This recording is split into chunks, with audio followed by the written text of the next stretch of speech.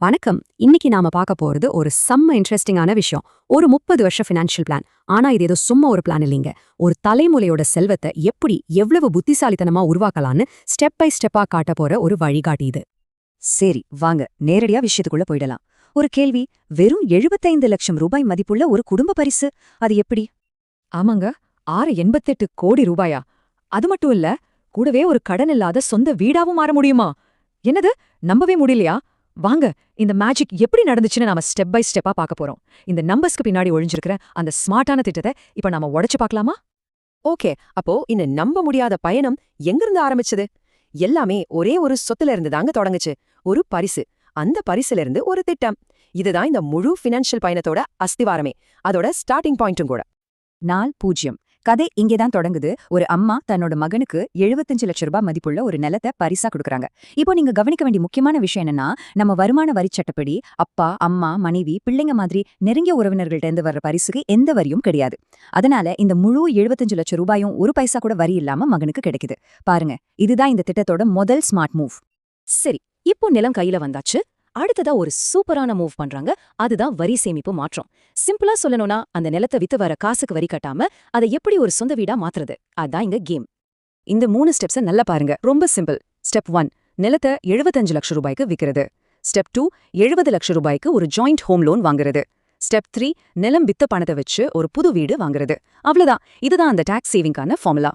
இதுக்கு income tax சட்டத்துல ஒரு சூப்பரான பிரிவு இருக்கு. அது என்னன்னு இப்ப பார்க்கலாம்.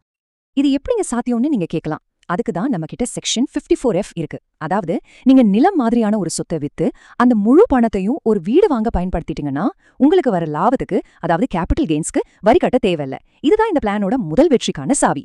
ஓகே, டாக்ஸ் பிரச்சனையை சூப்பரா ஹேண்டில் பண்ணியாச்சு. இப்ப வர்றதுதான் இந்த திட்டத்தோட ஹார்ட்னே சொல்லலாம்.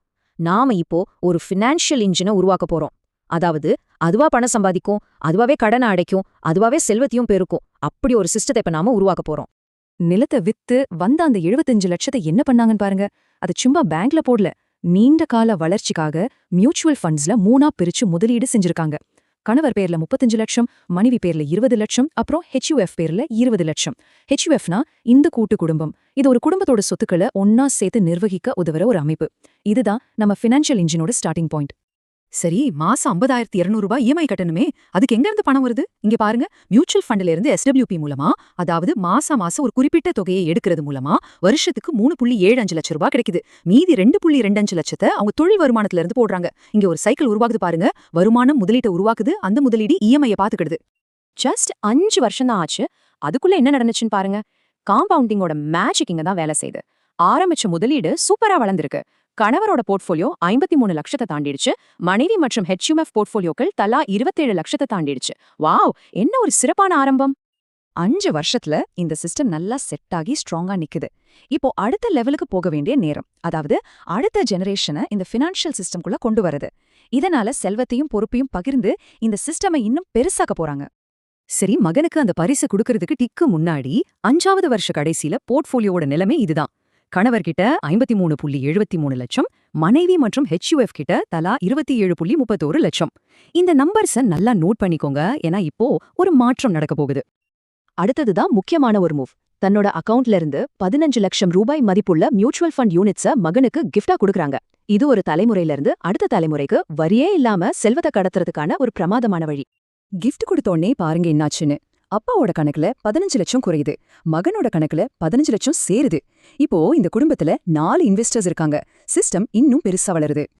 6வது வருஷம் இந்த சிஸ்டம் இன்னும் ஸ்மார்ட் ஆகுது. இப்போ மகனும் டீம்ல சேர்ந்துட்டாரு. தன்னோட போர்ட்ஃபோலியோல இருந்து SWP ஆரம்பிச்சு இஎம்ஐக்கு ஹெல்ப் பண்ண ஆரம்பிக்கிறார். இதனால பிசினஸ் வருமானத்தை நம்பி இருக்கிறது குறையுது.